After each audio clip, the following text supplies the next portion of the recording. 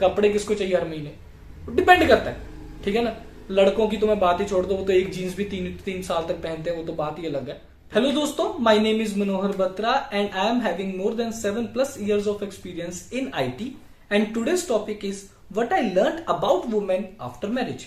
And in this video, I'm going to cover 2 cases. First, when wife is earning, employed, and second, non-earning, unemployed.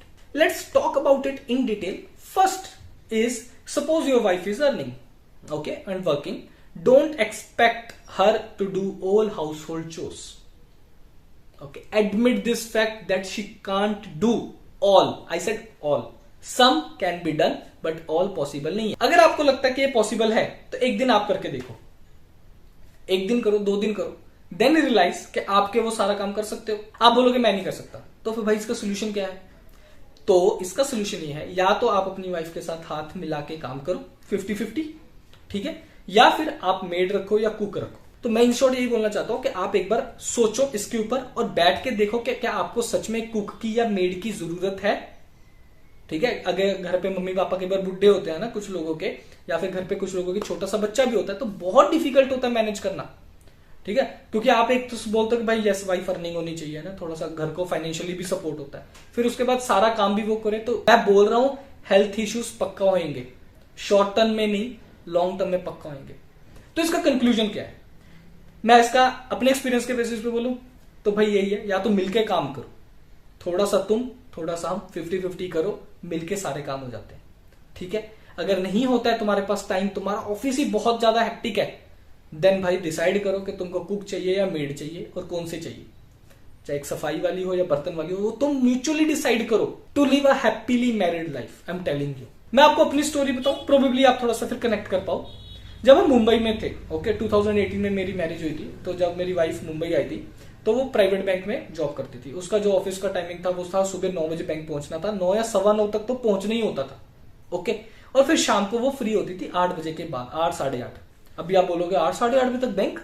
जी हाँ, ये shutter लगा के अंदर लोग बैठे रहते हैं 3-4, ठीक है। जब तक कस्टमर आते हैं तब तक नहीं होता, उसके बाद के इनके बहुत सारे फॉर्मेलिटीज होती हैं, काम होती हैं, तो शटर डाउन करके बैठे रहते हैं। यस, वो लॉकर लूकर वाला सब ताला लग चुका होता है, वो सील हो चुका होता है, तो ये मत सोचो कि अंदर बैठे तो भाई पैसे लूट के लेकर जाएंगे तो ऐसा नहीं होता, ठीक है। तो मॉर्निंग में हम सुबह 8 साढ़े 8 बजे अपना घर से निकल जाते थे। 8:30 तो निकलना ही पड़ता था क्योंकि आधा घंटा लगता था ऑफिस जाने में, ठीक है। फिर रात को आते थे, सब्जी वब्जी लेके आते थे, और रात को 9 सवा 9 बज जाते थे। तो अभी सोचो कि बंदा घर से निकला हुआ है सुबह 7:15 बजे का, मान के चलो, और रात को जब 9 सवा 9 साढ़े 9 बजे आता है तो उसके पास कितनी स्ट्रेंथ बचती होगी खाना बनाने के लिए। तो हमने कुक रखी थी मॉर्निंग के लिए, जो सुबह आती थी 7 बजे आती थी, और वो सारा आटा गूंदती थी, फ्रेश ब्रेकफास्ट बना देती थी, लंच भी बना देती थी। हम सिर्फ टिफिन पैक करते थे और ऑफिस के लिए निकल जाते थे। आटा गूंदा हुआ होता था, तड़का लगा हुआ होता था, तड़के का मसाला बनवा लेते थे, तो रात को आके जल्दी से सब्जी या दाल, जो भी दाल ही बनती थी नॉर्मली, वही आके जल्दी से बन जाती थी। तो ये प्लानिंग होती थी, ठीक है ना। अभी वर्क फ्रॉम होम खत्म होने वाला है या हो गया होगा प्रोबेबली।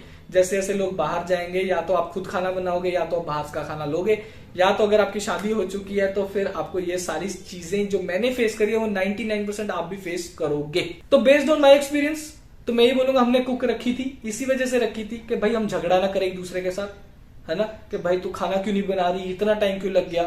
फिर वो गुस्से में आके कल को प्रोबेबली ये बोल सकता है इंसान है भाई बाहर ही खा लो, तो क्यों झगड़ा करना।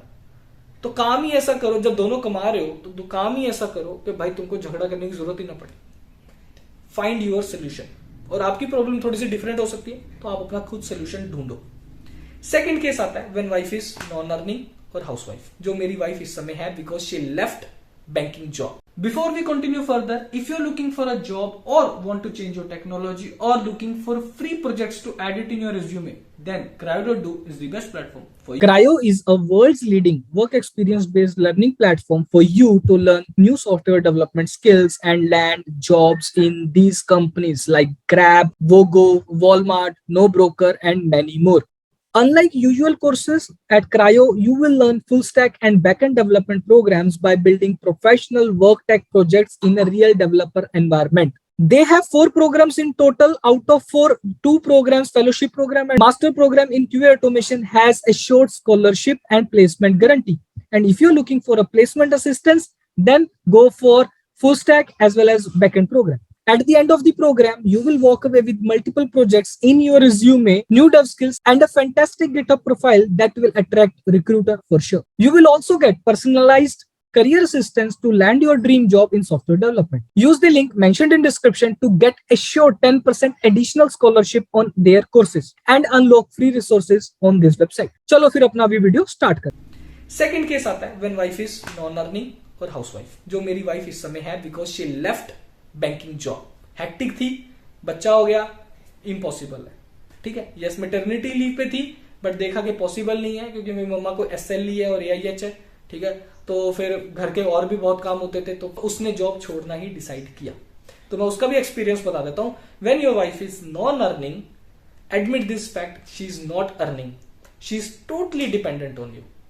ठीक है, जो पहले एटलीस्ट आप जब वो अर्निंग थी, है ना, जो वो एक होता है ना सोच के भाई तू अर्न कर तो रही है ना, तो एटलीस्ट ये खर्चा तू अपने आप ही कर सकती है, प्रोबेबली अपनी शॉपिंग का खर्चा भी तो अपने आप ही कर सकती है, जो तुझे दिल करता है ले ले। But now she is dependent on you. Okay, उसको चाहे कुछ भी है, चाहे पार्लर का खर्चा, चाहे शॉपिंग का खर्चा, चाहे बाहर गोलगप्पे खाने हैं, चाहे घूमने जाना है, ठीक है, पेट्रोल का खर्चा, कुछ भी है, गाड़ी की सर्विस रिपेयर, कुछ भी, वो सब आपकी पॉकेट से जाने वाला है। And she is well aware. वो ये नहीं चाहते कि आप फालतू में खर्चा करो, उसको भी पता है और ये आपको भी पता है, क्योंकि आपका या तो बच्चा है या तो होने वाला, या प्लानिंग कर रहे हो। अगर है तो आप उसके एजुकेशन के बारे में सोच रहे हो। ठीक है, नहीं है तो उसको भी पता है कि भाई फिर मैं लीव पे चली जाऊंगी तो फिर मेरा जो 6 महीने का पैसा तो कंपनी देगी मैटरनिटी लीव, उसके बाद का क्या। ठीक है, तो उसके बाद तो फिर मनी इनकम रुक जाएगा ना।